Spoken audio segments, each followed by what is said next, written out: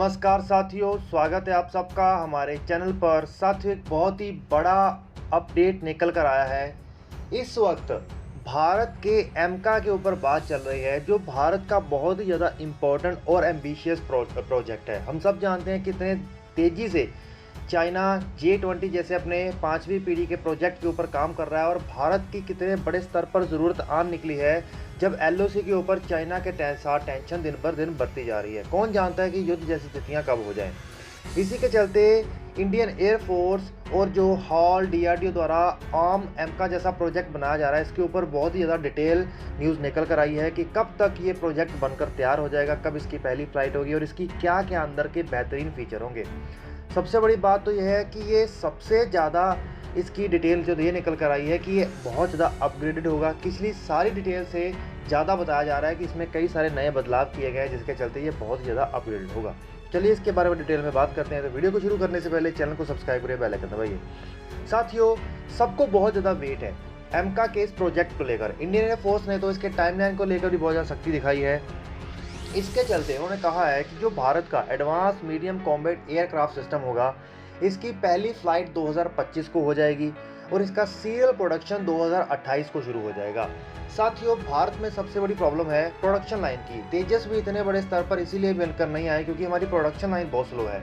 इसको देखकर ये कहा जा रहा है कि एमका की प्रोडक्शन लाइन को बिल्कुल भी स्लो नहीं रखा जाएगा, चाहे खर्चा ज़्यादा हो जाए, लेकिन हम प्रोडक्शन लाइन को इतना तेज़ रखेंगे ताकि जल्दी से जल्दी इंडियन एयरफोर्स की कैपेबिलिटीज़ को दूर, जो इश्यूज ऐसे चलते हैं उसको दूर किया जा सके।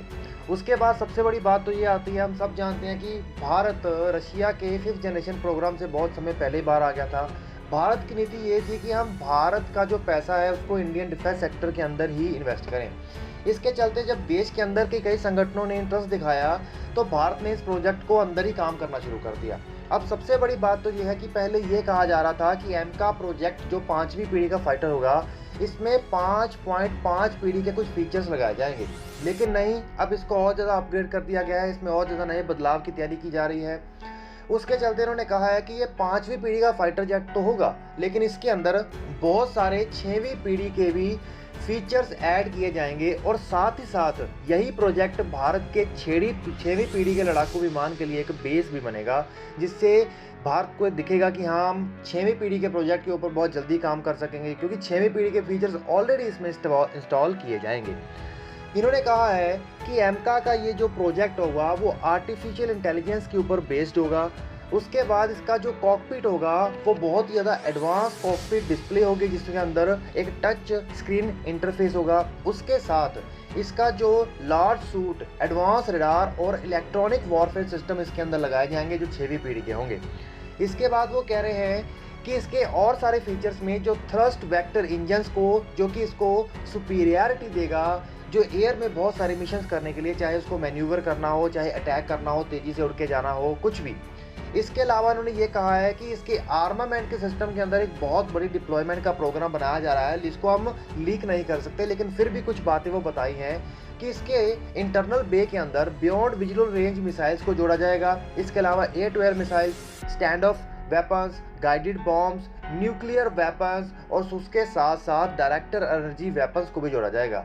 और प्लान तो ये है कि जो भारत लेज़र वेपन्स बना रहा है, आने वाले समय में उसको धीरे धीरे इन फाइटर जेट्स के अंदर भी इंटीग्रेट किया जाए, ताकि वो एयर सिस्टम में भी, एयरफोर्स के अंदर भी भारत की कैपेबिलिटीज़ को बढ़ा सके। तो साथियों, सच में ये एक बहुत ही बड़ा अपडेट रहा है एमका को लेकर। तो आप लोग नीचे कमेंट करके बताइएगा कि आपको क्या लगता है कि भारत को एमका के क्षेत्र में सच में इस लेज़र सिस्टम को जोड़ना चाहिए। लेकिन साथियों, आपको एक बात बता दूं, अगर लेज़र सिस्टम सच में भारत में आता है तो ये एक बहुत ज़्यादा रेवोल्यूशनरी होगा। इससे भारत की जो खर्चा है डिफेंस क्षेत्र में बहुत कम हो जाएगा और शक्ति बहुत ज़्यादा बढ़ जाएगी। तो चलिए साथियों, आपको बताइए कि आपको कैसा लग रहा है अपडेट। और मेरा तो इस वक्त जय हिंद कहने का मन कर रहा है। आप लोग भी नीचे जय हिंद कॉमेंट करिए।